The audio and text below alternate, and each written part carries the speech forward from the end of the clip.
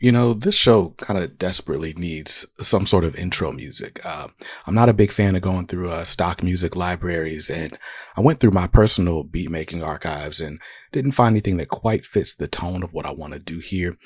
So I don't know. I'm going to get on that sooner than later. But for now, I digress. Welcome to Comics Are Dope, the podcast. I'm super excited about this episode. Now, if you guys know me, there's two things I don't really do. I don't do horror comics, especially like supernatural horror comics. But then I typically have sort of shied away from sci-fi comics. It's not because I don't like the genre. I just ultimately am more of a street level action comics kind of guy. But this project came across my email, and we're going to talk more about it with its creator. But I read through this anthology. I got 3 issues of this anthology, and I was like, this is really good stuff. Like, it's meaty. You can spend your time with it. You don't feel like it's disposable. And they were really fun short stories. So today I'm talking to Mair Lowery, who is the creator and publisher of ThoughtScape Comics. And he writes ThoughtScape, which is a sci-fi comics anthology. Every year for the last 3 years, they've put out these super thick issues with uncoated paper. And right now they are running a Kickstarter for issues 4 and 5. So I got to talk to Matt about everything that went into the creation of this book, his love for sci-fi. He even tries to get me to become a sci-fi movie fan with a sort of top 5 recommendations list. So it was a really, really fun conversation. So I encourage you to listen to it. I'm excited for you to get to it. But before we do that, I do want to again just shout out the Kickstarter. So go to ThoughtScape2024.com if you are interested. As of this episode release, I think we've got like 10 days until that Kickstarter ends. So if you want to get this anthology in your hands, and trust me, you do, go to ThoughtScape2024.com before it's too late. But now I present to you my conversation with Mair Lowery. Well, guys, my next guest is an independent creator based in Portland, Oregon. He is a huge sci-fi fan, and he's got a project called ThoughtScape that you definitely need to check out. So welcome, Mair Lowery. Yeah, thanks so much for having me. I really appreciate it. Oh, no problem at all, man. How you doing today? Pretty good. It's super cold here in North Carolina right now. Like, it rained a bunch yesterday, and now it's like deep freezing. So they've got salt on the roads and all sorts of stuff. It's crazy. Yeah, we were having a little bit of a snowstorm ourselves here. It snowed a couple days ago and it's just been sitting around, and now the sleet or freezing rain is starting up. So yeah, a little unusual for us out here for sure. Crazy. It's crazy times. Yes. So we're here to talk about your Kickstarter project, ThoughtScape, which this will be the 3rd project you've done for ThoughtScape, right? Yes. Yeah. Correct. Awesome. Yeah. And so for those who aren't familiar, right, ThoughtScape is a sci-fi anthology. And I just wanted to know from you a little bit about your background and why sci-fi is the genre choice. Yeah, I grew up, I guess, comics wise, I grew up reading in the 80s, reading X-Men and all the standard Marvel stuff and G.I. Joe and all that business. But the movies I really gravitated to were sci-fi movies, and it really got its claws into me, I guess, early. And so when I started writing stuff, that was just sort of was my natural, I don't know. I didn't even really think about it that much. It was just sort of what came out. Right. And I think from even when I was writing as a kid, that was pretty much the focus. When, I wasn't 10 and it was just straight up G.I. Joe ripoffs or whatever I was doing at that point. So yeah, it just sort of always came really natural to me. And, I really connected with like Terminator and Alien and Aliens when I was younger, and like they kind of scared me when I first saw them. Right. And I think that kind of led to sort of a fascination with it, being something that's a little bit, it was like enough outside my comfort zone that it really like kind of drug me in a more compelling way, I guess. So yeah. And then I guess telling stories now, it's, I've, as an adult, I really got into like the old Twilight Zone episodes and the Outer Limits and stuff. And the way that you can, I guess, speak to what's happening now, but Hmm. tell it in a fictional way with a lot of heightened stuff. Really, yeah, fit where my head was at. Right. And yeah, just really spoke to me in that way.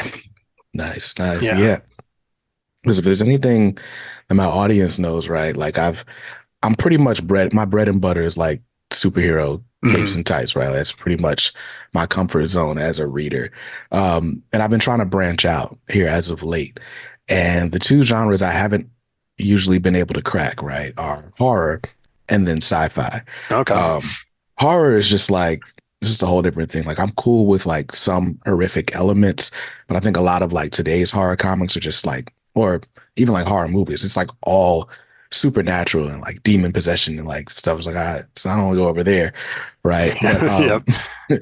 and then sci-fi, you get a lot of like gnarly stuff. But I think the challenge for me with sci-fi has always been the sort of world building, right? So my my wife and her family, they're huge Star Wars fans. Okay. And so when the last trilogy came out, I guess it was 2015 when they started those. They were like, all right, we're going to the movies. We're all going to go see it. My father-in-law bought tickets for like all 15 of us, or however Oh, many they wow. had. Yeah. Right. And so I'm like, all right, I'm not going to be the only one who doesn't know what's going on in this movie.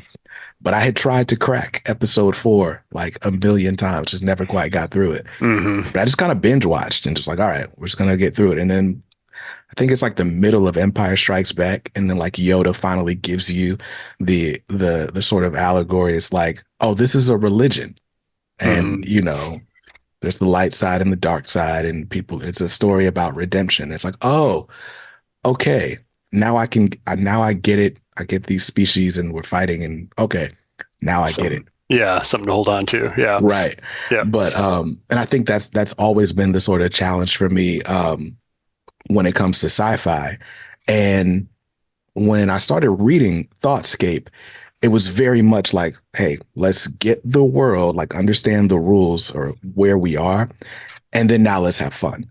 Yeah. Um, so why don't you tell the audience a little bit more about what ThoughtScape is about, or maybe like sort of like sort of uniting theme of the different stories since it is an anthology. Yeah. So basically, I just wanted to tie everything together Mm-hmm. but do it in sort of a loose enough way that the stories could stand on their own. Mm-hmm. And so what I noticed as I was writing these stories, and this comes, it's very Alien, Blade Runner-esque, Terminator as well, RoboCop, like where there's an evil corporation as part of Mm-hmm. the milieu, right? And so basically there is a corporation at the center of the ThoughtScape universe called Life Tech.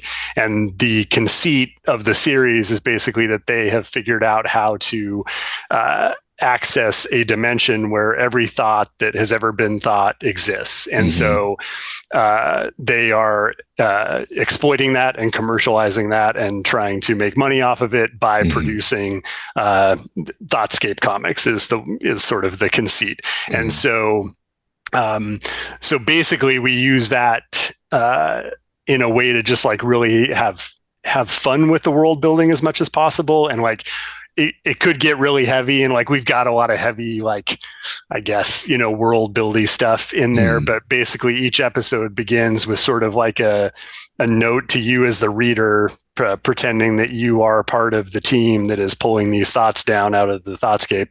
Right. And each issue begins with like an HR note to just the general team, right? And Right. so like I spent lots of time in corporate America and software development and everything. And so it really just started as a way to like kind of have mock a bunch of the very mockable stuff in those Mm-hmm. environments and have fun with it.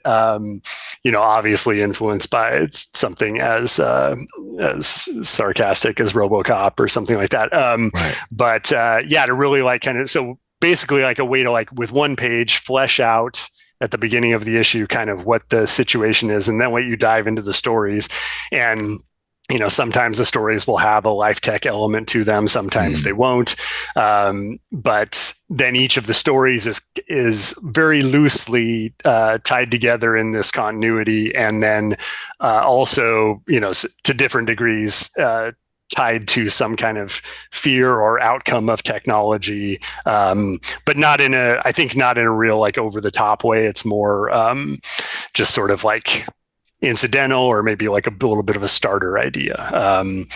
So yeah, that's sort of where it ended up evolving there really naturally. I was writing these mm, short stories that weren't necessarily connected, but I kept putting these companies into them, and I was like, well, if I'm, it'll just be the same company every time, right. and that way they ended up having sort of this loose connection, which is fun. And then if you want to piece them together, you can like Hmm. figure out, oh, is that character this character too? You can kind of like just play with it in your head, in a way that's hopefully not too, I don't know. I don't like world building that's really onerous and like puts a lot Hmm. of like, I don't know, more stock in the world building than it puts in the stories and the characters. That's not Right. appealing to me. So hopefully we pull that off of not doing that. No, for sure. For Cool. sure. Now what's really cool, I want to get into the stories. I want to save that for a little bit, but Yeah. um one of the things that I like is that they are short stories, right? But you've done a sort of longer form work before. Why kind of settle into the sort of short story format? It was really a sort of a practical consideration. I did two graphic novels for Dark Horse, called a series, or a two graphic novel series called Life Formed, sort of a YA sci-fi adventure thing. Mhm. Um, and when the second book of that came out, there's the fantastic artist on that book, Cassie Anderson. Like, we got done with that, and somehow over like the course of 5 years or so, we'd done like 400 pages of work Mhm. together, but that was really the only comics that I'd created, and so I wanted to like branch out and just work with more artists, and produce like different types of stories and different styles. Mhm. And so I'd been finding people online constantly whose work was amazing, and had been following them a bunch, and just started reaching out to folks to see if I could hire them to do, a 12 pager or an 8 pager. And so like Mhm. the length is very much a function of being what I can pay for, Right. or it started out that way at least.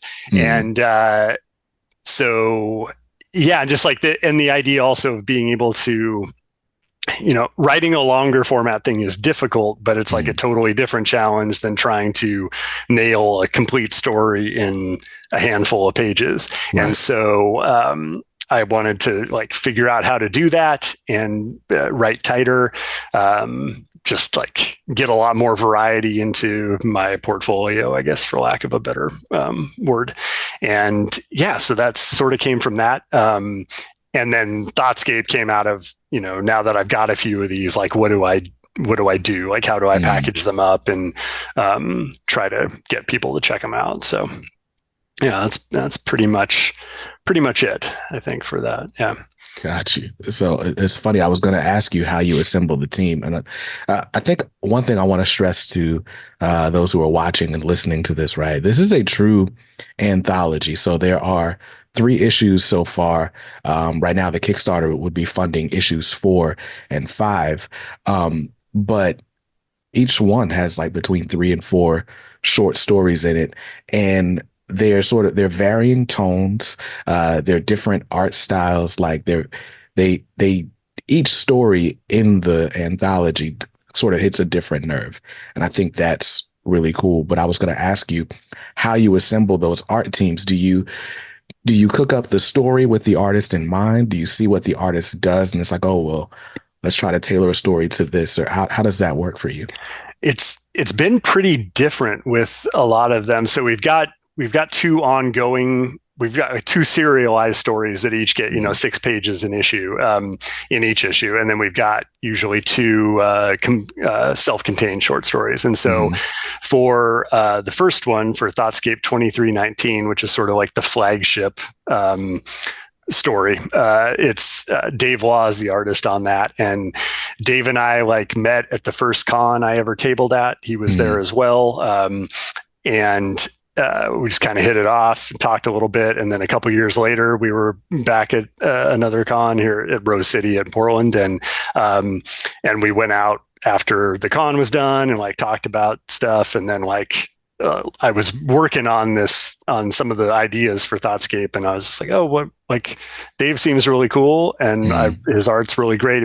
Maybe it would work on this, and he was into trying that out. So that was a real sort of like organic relationship buildy thing. And then other ones have been very much like I wrote the story and then tried to connect with a couple different artists. Things didn't work out. I find somebody who works great, and then we get it done. Like Tyrell Cannon, who does like this amazing action art stuff. We've got a couple like black and white short stories in the first couple issues. The first story I did with him was actually one that I just written. It was one of the first ones I wrote, and didn't really have an artist in mind for it. I was just trying to like execute a short script.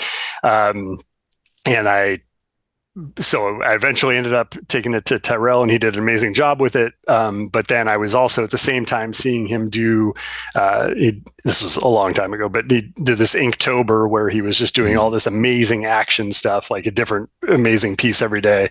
And I was like, oh, we did this story and it was great, but it was all very contained and like kind of in an office and like and so it's like, okay, well, I need to like do some action thing with him. So basically I wrote just a really loose script where each page was just kind of like the most basic of actions with like some high level idea of what I would write for like narration over the top of it. And then he just went off, and I was just go nuts with this, like do whatever you want to do. And then he gave that back to me, and then I actually lettered that one. So I got to like write my sort of hard boiled action captions over the top of his stuff, and really kind of embrace his style and like not, hem him in with a tight script.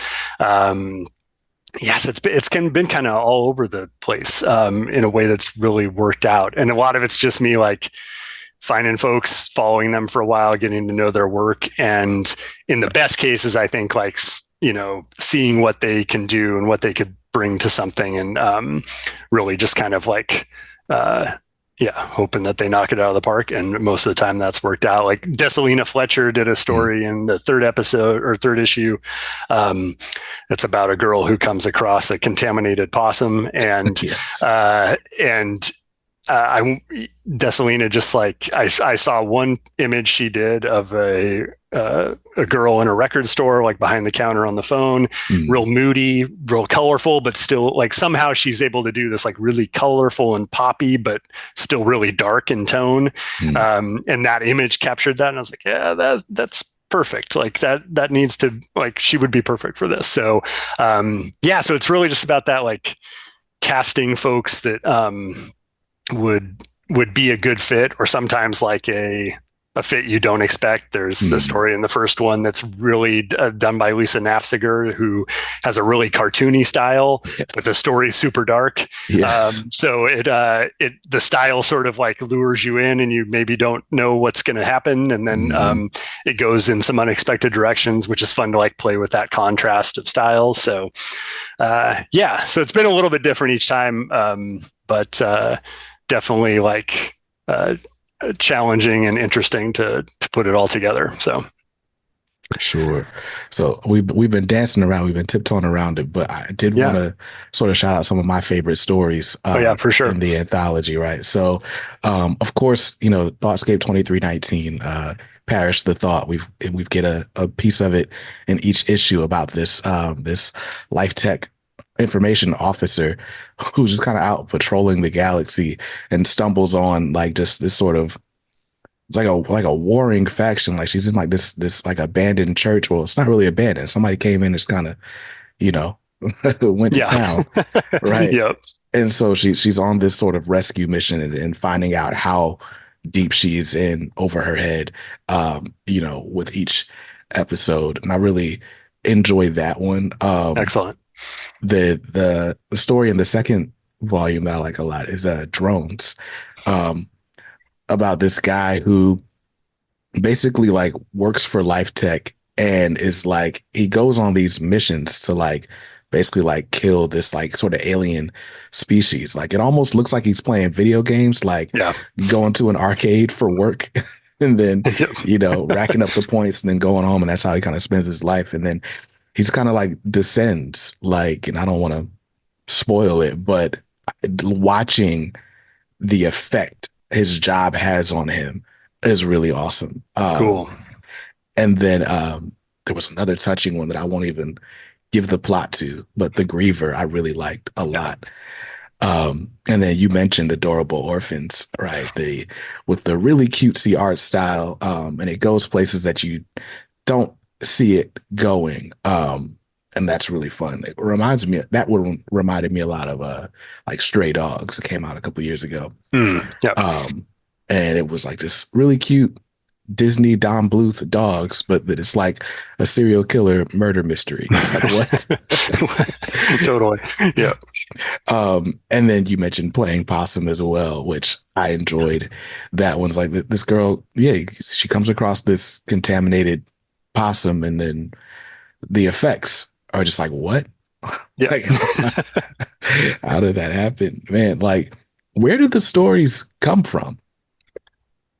Uh, a lot of them, it's usually like a little bit of an idea that then sort of like I just make a note of it and Mm, of like the sort of like the seed of it or whatever. And then it just kind of like either by actually working on it, like trying to script it, or mm, by just like thinking on it, or like having some other idea occur that and putting them together.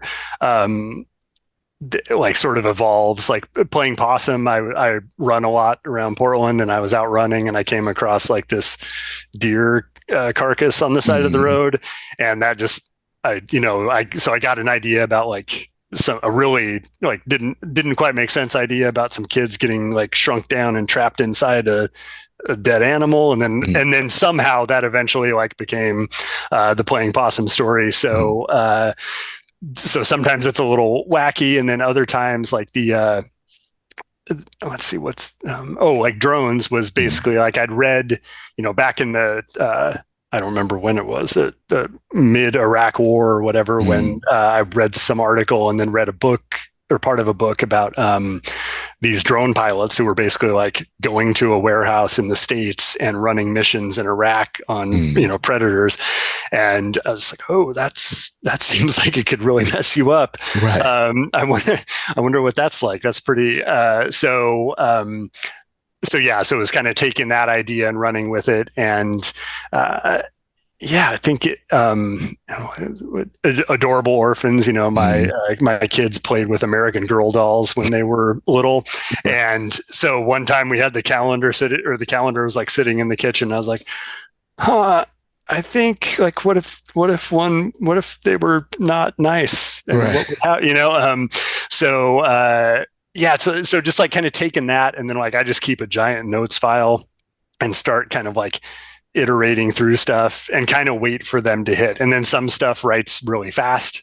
I wrote Drones like in a couple days. Mm, And then Playing Possum, I think, gestated for like a couple months as it kind of like became a different thing.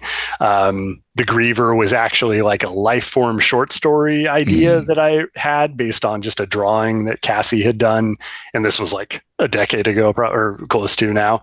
And I had just always wanted to do something with that idea. And then when I was coming up with some of the ThoughtScape and Life Tech conceits, I was like, oh, that I could maybe do that here, and it could be this instead of a life form thing. So yeah, I don't know if that answers the question or not, no, but no, yeah, absolutely.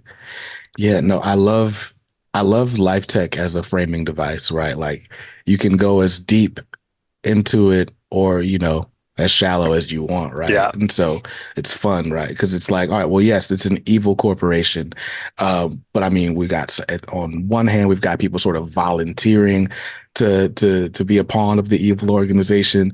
On another, it's like, you know, it's a corporate. It's like, I don't know, social media, right? Like Yeah.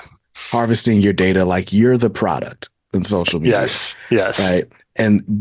And so it's like you're participating because you know you want these cool things for your family or whatever, but it's like it's still exploitation. And I think you know what I'm coming to appreciate about the sci-fi medium is that you can make these commentaries, you can draw these parallels, but if you're good at telling a story, it doesn't feel like a lecture.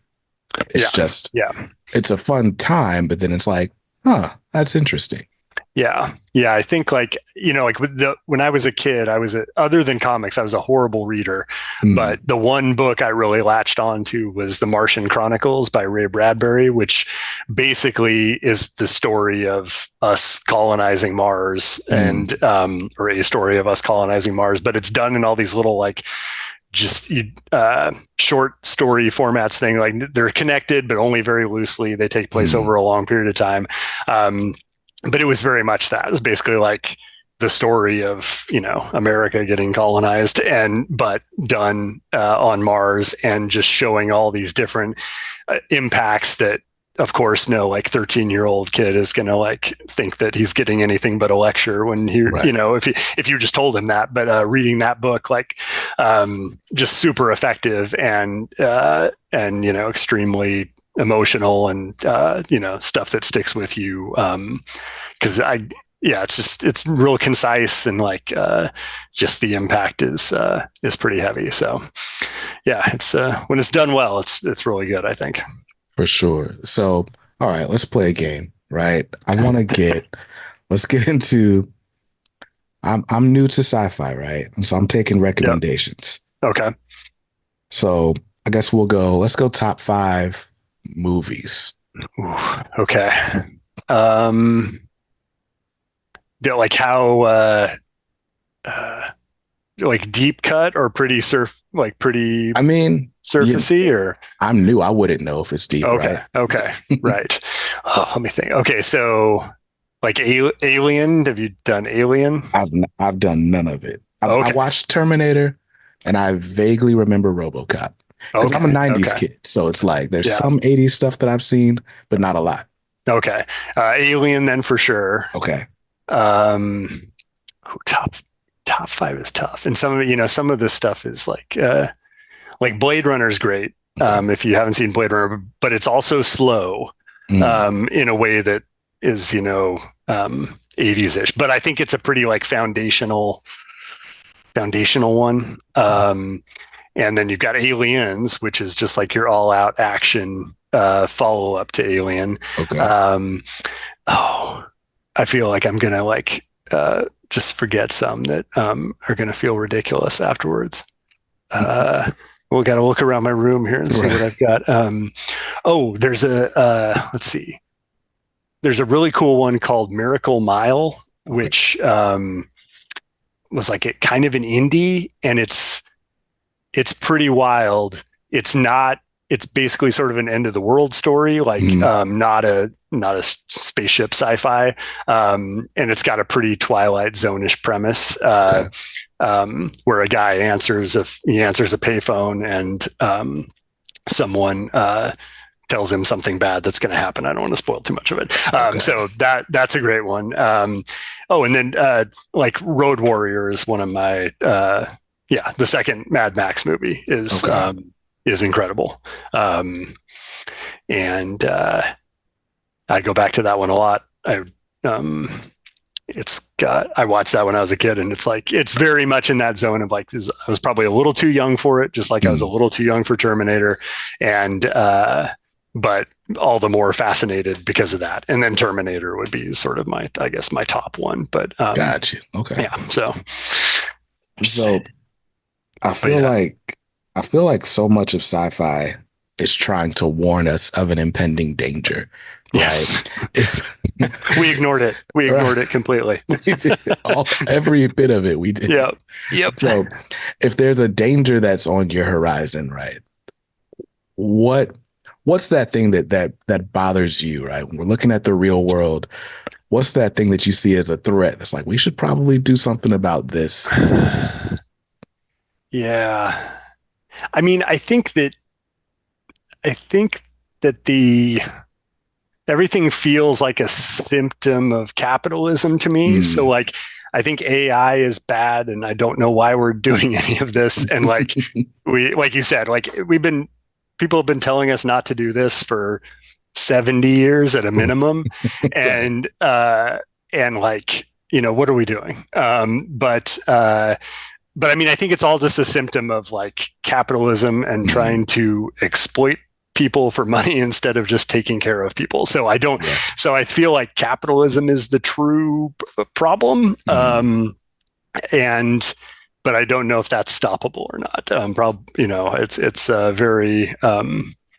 very tough to imagine. So I think at a minimum, I would say like, let's stop uh, let's just stop the AI stuff. It would because it's going to be, like I just saw a tweet the other day that somebody said reporting that I think it was the people that had done ChatGPT, the OpenAI people, had said Mm. like we couldn't make this without using copyrighted material, and that's kind of like, well, okay, like then you shouldn't make the Don't make it. thing like Right. yeah.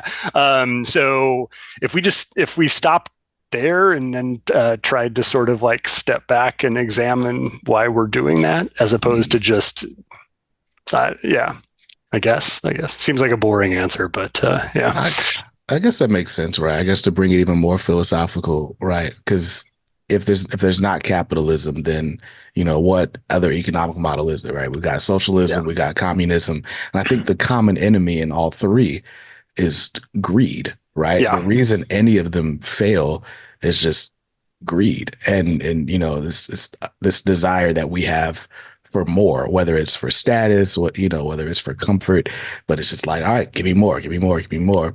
And eventually, for me to have more, somebody's got to have less. yeah. And so, yeah, that's, I don't know how we're going to solve for greed. Right, exactly, exactly. 2,000 years of human Yeah, existence. yeah. It seems tough, but Right. yeah, AI is maybe a good place to start. Question what we're automating and why we're automating it, and like Right. what do we really?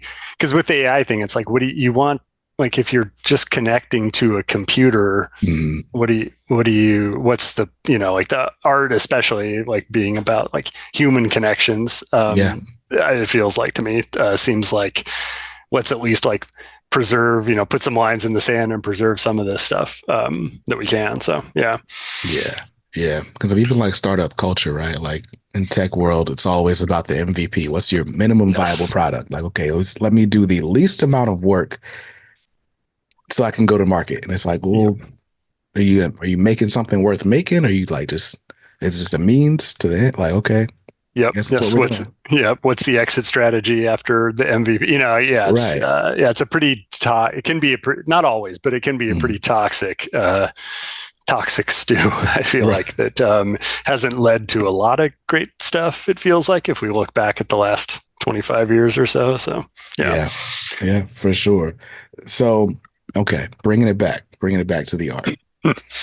So, one thing that I love about ThoughtScape, of course, it's a true anthology, which is great for someone like me who may not be great at sitting through a ton of world building. It's like, all Yeah. right, quick hits. Now let's genre switch a little bit and go back and forth, right? But what ties it all together really well is the design, right? Like you've got these, I don't know, dare I say Hickman-esque like data Pretty. pages, Yeah. Yeah. For sure. like but it's the thing that really sets the book apart from a lot of stuff that just kind of comes to my email, and it's like, I get it, everybody's not working with like a crazy budget or whatever, but it's like when you open up your ThoughtScape book, like you're gonna feel like it came from something much bigger than just a Kickstarter campaign. Cool. Right? What was it about the design? Did you have a background in it, or that just seems very intentional? Yeah. I've been doing well. So first of all, I brought in a friend of mine who I went to high school and college with, Mm, and who's an amazing graphic artist.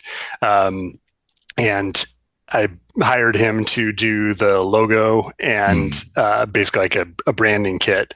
And then I took the elements that he'd come together or he'd put together, and I've been doing UX design, web design, and graphic designs for 30 years in different formats. mm, And so, or more than 30, yikes.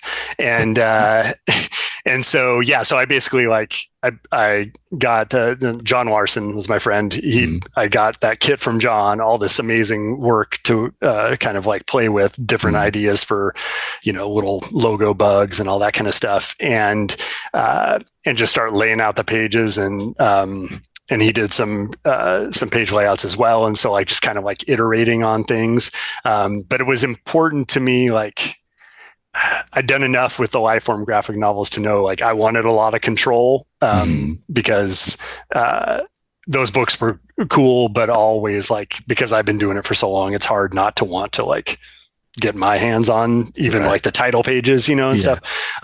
And so, yeah, so I wanted to like have a lot of control, make sure I got what I wanted out of it. And I wanted each page to feel, I wanted like the whole package to feel worthwhile. I didn't want anything to be like, a throwaway element. Mm, So like, let's use every page to like help at least set the mood, and at best like help tell the story. right. And yeah, so it was, and tying it together in like 2000 AD was a big influence on this project as well, which I feel like has that sort of unifying themes and unifying Mm, design. And then, like you said, that Hickman is definitely an influence as well. mm, And the Powers of 10 and House of X stuff was definitely some of my favorite stuff, mainstream comics wise, of the last decade or so. for sure. And but ever since I started reading his stuff ages ago, like I've always admired that, like, building upon what you're seeing on the page with this stuff that's dense. And if you want to, it's like the stuff at the back pages of Watchmen. Like if you decide you Hmm. want to just skip that, you can skip it and you'll be fine. But if you want Right. to dig into it, it's like something more. Um, yeah. So I wanted to be like a really compelling package, and follow that all the way through to the printing. So like we printed it up on uncoated paper stock, so it's got Mm, kind of like a Vertigo, early 90s DC Vertigo feel, right. um, and just have a lot of control over it. So yeah. Yeah. No, it's definitely well done, right? Like I'm reading PDFs, but it comes Yeah, through even like it, they look amazing. And awesome, that's good to hear. it's funny because you sent it to me. We started talking right before Christmas. And I was like, all right, I'm gonna take this sort of holiday break. I'm gonna see how much I can get through. And I kept coming back to them. Right. And like, a lot Nice. of times it's like, all right, I'll read this story so that I'm familiar with it. But it's like, no, like I just kept, and I'm just gonna like I'm just gonna read this data page, right? Like, Right. Yep.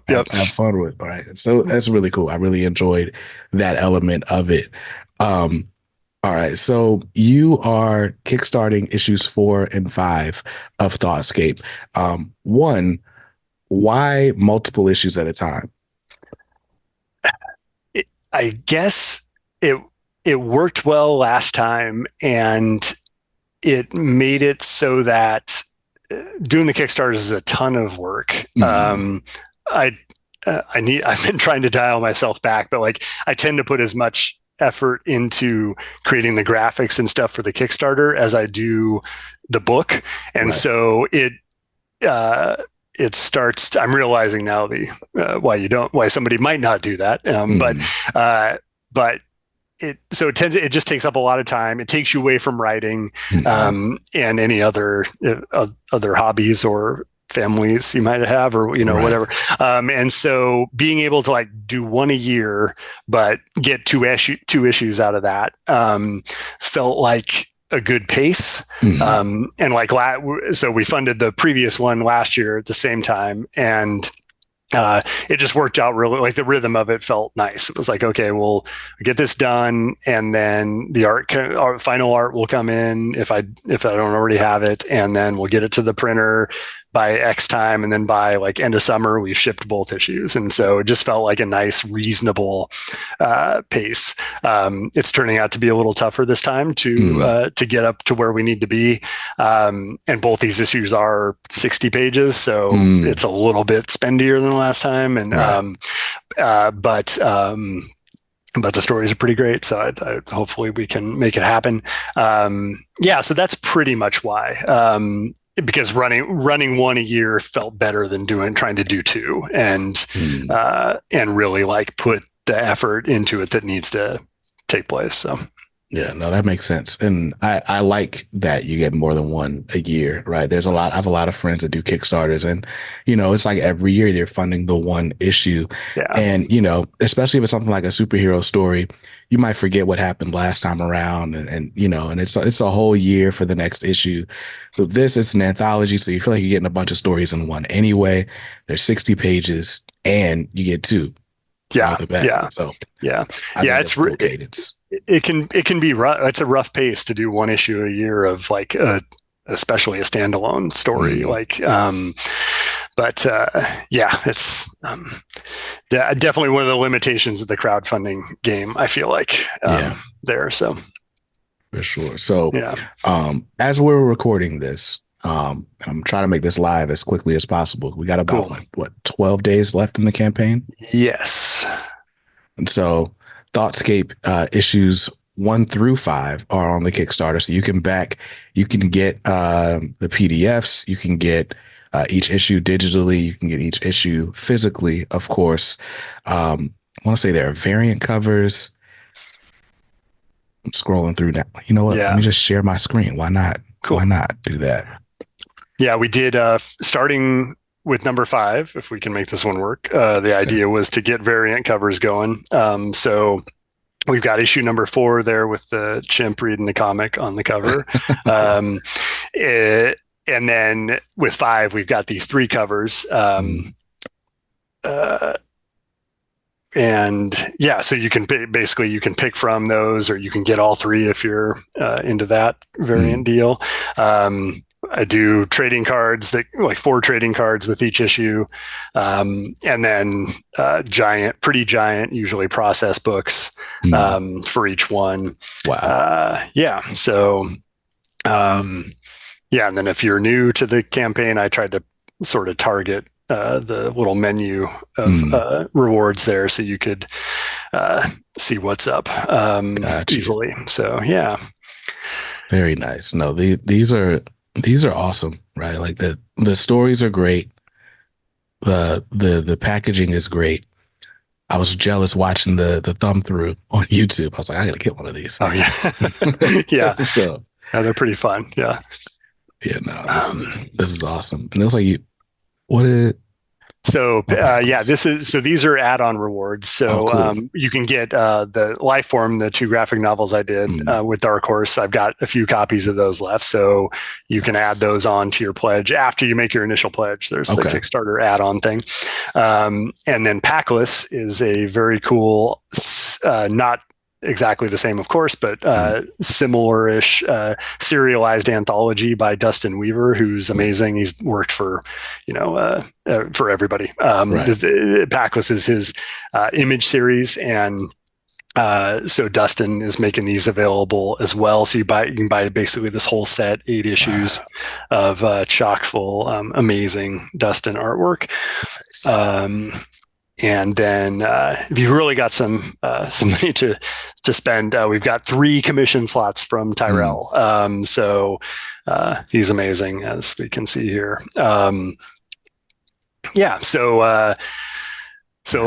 all that together, you put yourself a nice sci-fi indie comics package together, hopefully. Nice, man. This is awesome. Well, thanks. I'm going to leave the links to this campaign in the description below, as well as in the show notes for the podcast, because we're bringing back the audio show. So you guys can back ThoughtScape at Kickstarter. Matt, thank you so much for coming by, and good luck to you. I hope this campaign funds so we can get more of this because these stories are awesome. Awesome. Thanks so much for having me. I really appreciate it. It's great talking with you. No problem at all, man. So once again, I had an awesome conversation. Just want to thank Matt again for his time and for coming to promote his Kickstarter because it's dope. Now, again, if you want to back the campaign, go to ThoughtScape2024.com. And by the way, I encourage you guys, visit the YouTube channel. We did go ahead and post this episode on YouTube as well so that you guys can see those visual aids. But if you go to ThoughtScape2024.com, you can see all of the campaign imagery. And like I said, back the campaign. It's a dope book. And I'm looking forward to reading more. So back it so I can get more ThoughtScape. That's going to do it for me and this episode, though. Stay tuned. Next week, we've got some really fun stuff planned. And that's all I'll say. But I'll see you next time. Until then, stay safe, stay awesome, and read something dope today. Peace.